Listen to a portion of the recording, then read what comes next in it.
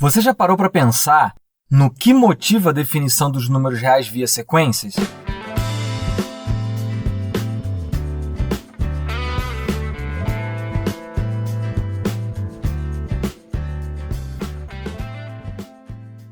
Olá, eu sou Thiago Reis, pesquisador e professor de matemática, e neste vídeo veremos o que inspira a definição dos números reais via sequências.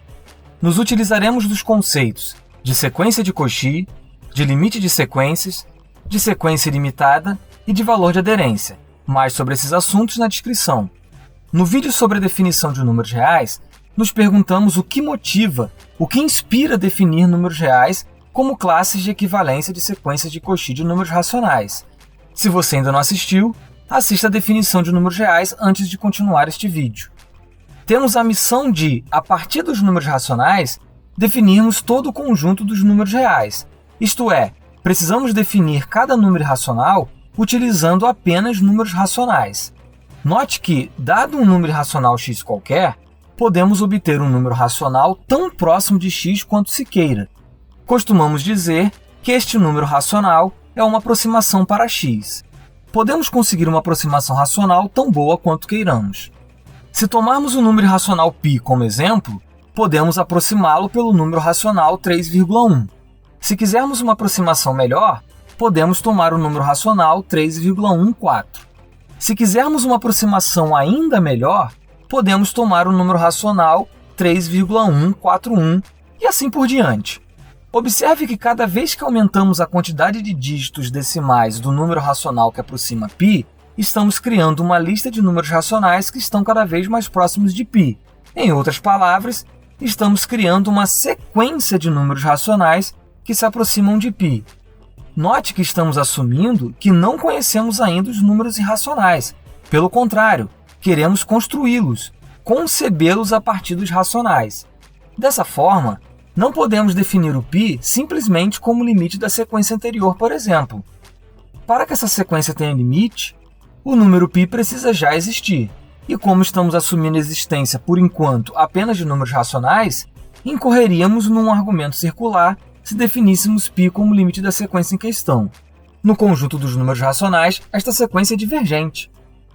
Uma alternativa seria definir o π como a própria sequência em si.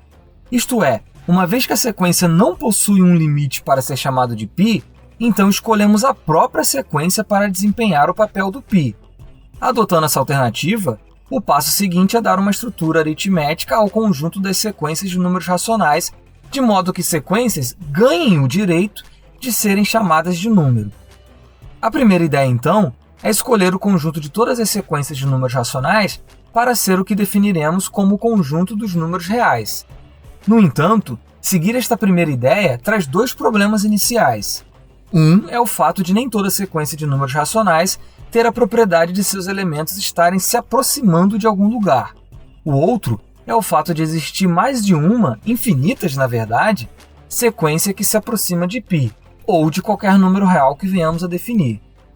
Para simplificar o primeiro problema, notamos que a sequência que definimos anteriormente apareceu na tentativa de se aproximar a um número, no caso o π.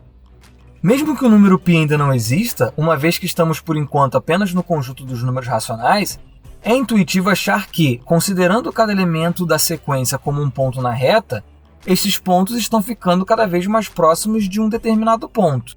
No entanto, nem todas as sequências de números racionais têm a propriedade de seus elementos estarem se aproximando de algum lugar, como acontece, por exemplo, com a sequência 2n, que é ilimitada, e com a sequência -1 elevado a n, que, embora seja limitada, possui valores de aderência distintos. Se adotássemos, então, o conjunto de todas as sequências de números racionais para ser o conjunto dos números reais, cada uma dessas duas sequências seria que número real? E o segundo problema é que infinitas sequências convergem para o mesmo número.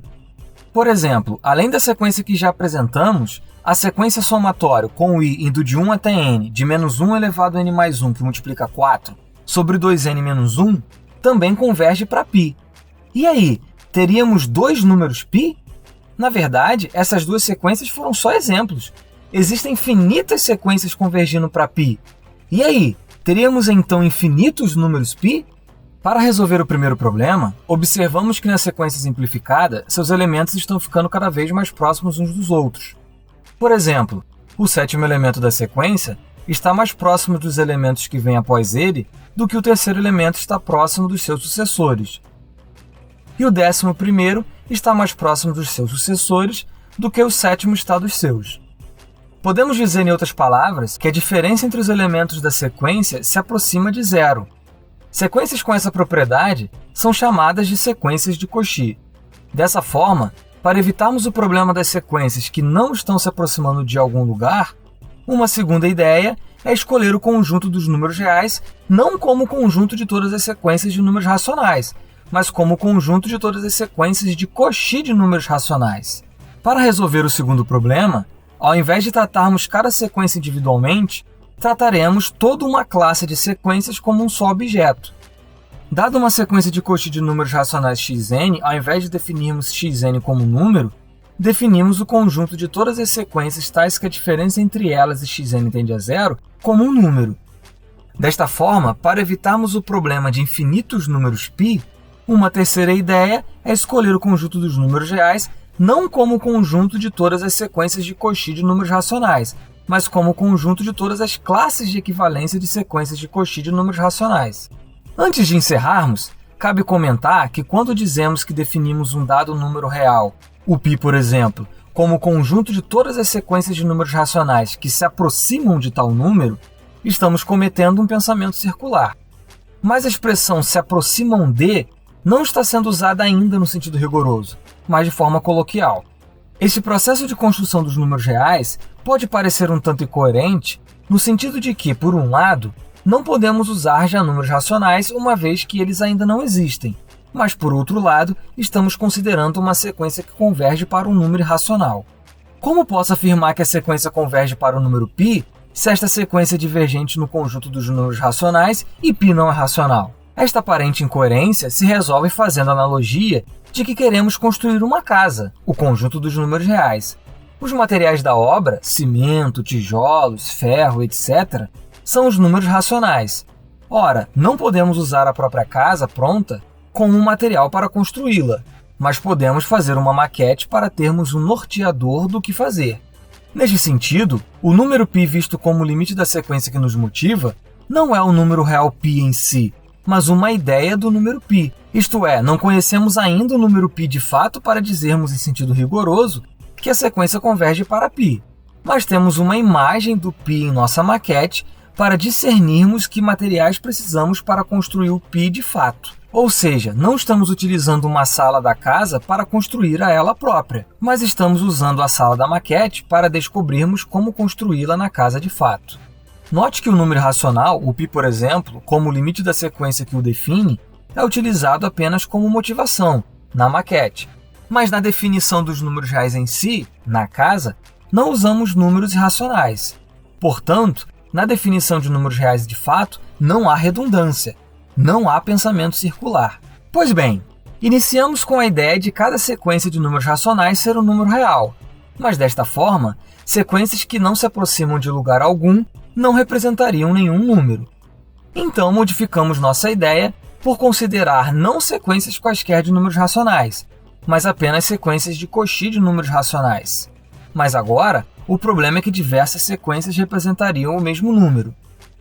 Então, modificamos mais uma vez nossa ideia por considerar não cada sequência de Cauchy de números racionais individualmente, mas sim classes de sequências de Cauchy de números racionais. Os passos seguintes serão definir operações de adição e multiplicação e uma relação de ordem no conjunto das classes de equivalência, e demonstrar que a estrutura estabelecida contém o conjunto dos números racionais como um subcorpo ordenado, e que contém novos elementos que ganharão o direito de serem chamados de números irracionais. Nos próximos vídeos, abordaremos esses passos seguintes.